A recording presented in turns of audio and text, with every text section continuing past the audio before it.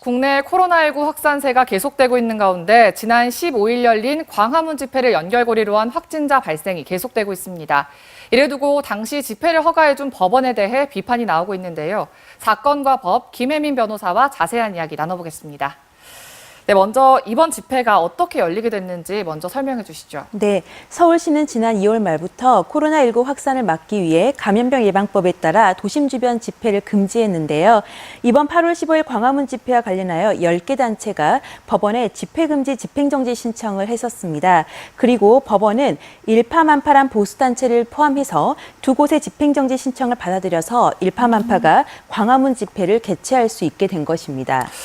네, 근데 집회를 통한 코로나19 확산은 이미 충분히 예견된 상황이었는데 그럼에도 서울시가 금지한 집회를 법원에서 허가한 거잖아요. 네. 그 이유는 뭔가요?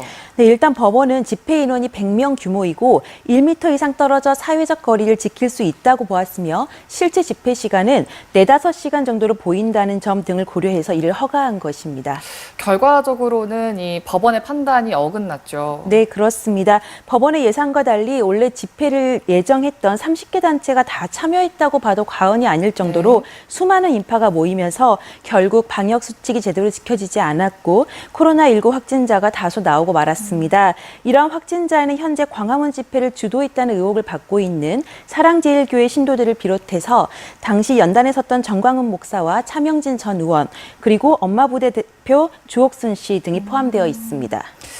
네, 광주 지역도 광화문 집회발 확진자가 계속 나오고 있죠. 네, 그렇습니다. 어제 광주시에 따르면 시가 확보한 광화문 집회 참가자 명단은 222명이고요. 이 중 어제까지 131명이 검사를 받았는데 광주시의 광화문 집회 관련 확진자는 총 10명으로 확인됐습니다.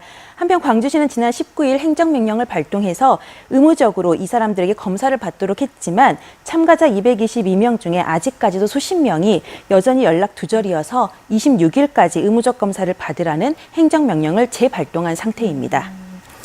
네, 특히 이번 집회에 참석했던 정광훈 목사 이야기를 해보면 지난 2월이었죠. 공직선거법 위반으로 구속이 됐다가 보석으로 풀려난 상태였는데 집회에 참석해서 논란이 됐습니다.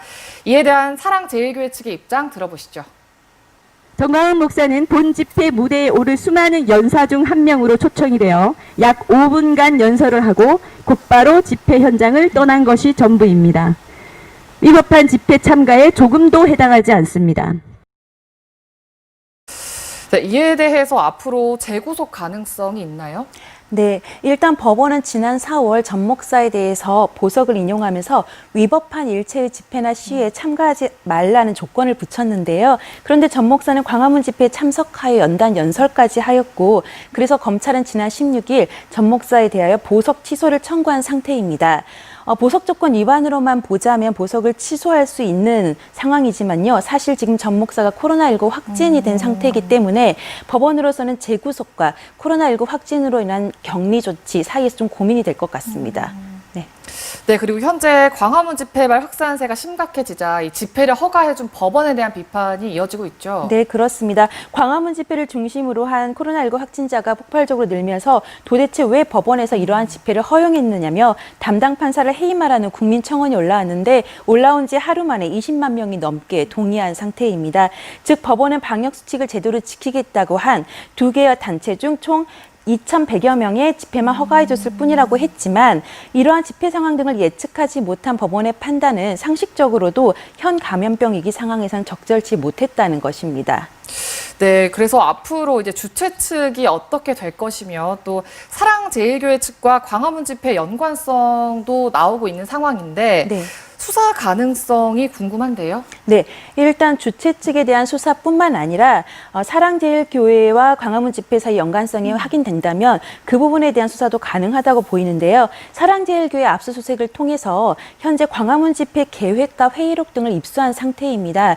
그래서 정부 방역활동 방해를 비롯한 감염병관리법 위반에 해당하는지 여부를 광범위하게 들여다보겠다는 게 수사기관의 계획인데요.